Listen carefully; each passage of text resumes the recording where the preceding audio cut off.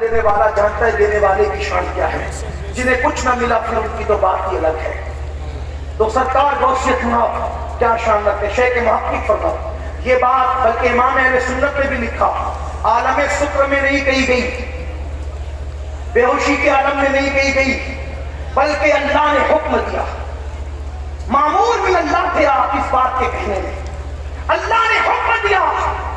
اور پھر شیخ محقق تو یہاں تک لکھتے ہیں کہ جب غوث پاک نے یہ بات فرمائی اس وقت اللہ رب العزت نے اپنے نور کی آپ کے دل پہ تجلی فرمائی اور رسول اللہ نے فرشتوں کے ذریعے سے خلعت عطا فرمائی جو پہنائی گئی. اور پھر حکم ہوا کہ کہو کہ میرا یہ قدم ہر ولی کی گردن پر ہے. تو شیخ محقق لکھتے ہیں کہ جب غوث پاک نے فرمایا میرا یہ قدم ہر ولی کی گردن پر ہے تو اس وقت اولیاء اللہ سے پوری زمین جو وہاں کی بھی بھر گئی, حتیٰ کہ جنات حتیٰ کہ فرشتے افق بھر گیا اور سب نے اللہ اکبر جو اولیاء تھے انہوں نے کہا اللہ اللہ ہماری گردنوں پر آپ کا قدم, جو وہاں پر موجود نہیں تھے اپنی اپنی جگہ پہ کہا. حتیٰ کہ ان کی یہ بات کہنے سے پہلے تفریح الخاطر کے اندر یہ بات موجود ہے کہ حضرت سید الطائفہ طاؤس العلماء حضرت جنید بغدادی نے فرمایا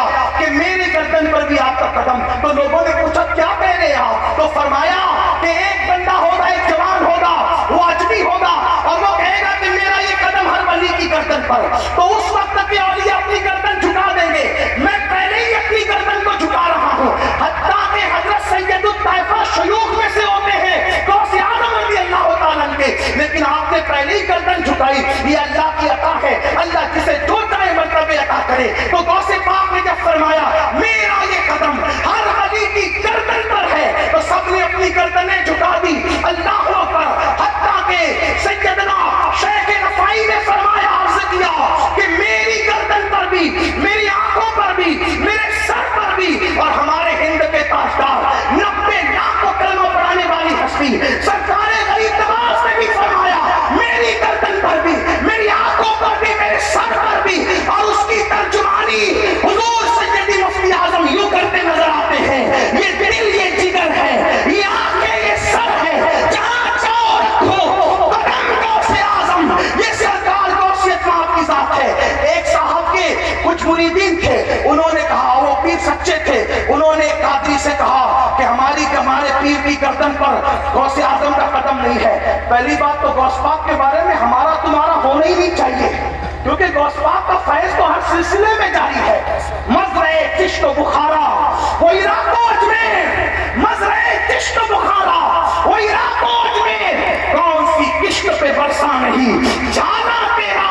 یہاں ہمارا تمہاری کی کیا بات ہے؟ غوث پاک سب کے ہیں, غریب نواز سب کے ہیں, داتا سب کے ہیں, قطب الاقطاب بختیار کاکی سب کے ہیں, محبوب الہی سب کے ہیں. یہ ہمارے تمہارے میں ایمان کو خطرہ ہو سکتا ہے. اللہ اللہ اولیاء کو سلسلوں کے خانوں میں نہیں بانٹا جا سکتا, اس لیے کہ ان کی دعوت خدا کا اعلان جنگ قبول کرنے کے مترادف ہے. کرو اللہ سے. تو ایک صاحب نے کہا ہمارے پیر کی گردن پر غوث پاک کا قدم نہیں. انہوں نے کہا ٹھیک ہے تمہارے پیر سے ہی چل کے بات کر لیتے ہیں. جب وہاں پہنچے تو کہا حضرت دیکھیے آپ کے مرید کیا کہتے ہیں, پیر کی محبت میں کیا کہہ رہے ہیں. کیا کہتے ہیں؟ کہا ہمارے پیر کی گردن پر غوث پاک کا قدم نہیں. تو انہوں نے مسکرا کے فرمایا آپ کیا سوچتے ہیں غوث پاک کا قدم ولیوں کی گردن پر ہے یا عوام کی گردن پر ہے؟ کس کی گردن پر؟ اولیاء کی گردن پر. یہ بدبخت پیر تو مانتے ہیں مگر مجھے ولی نہیں مانتے. یہ بدبخت مجھے پیر تو مانتے ہیں مگر ولی نہیں مانتے. کیوں؟ اگر ولی مانتے تو یہ بھی مانتے کہ غوث پاک کا قدم میری گردن پر ہے.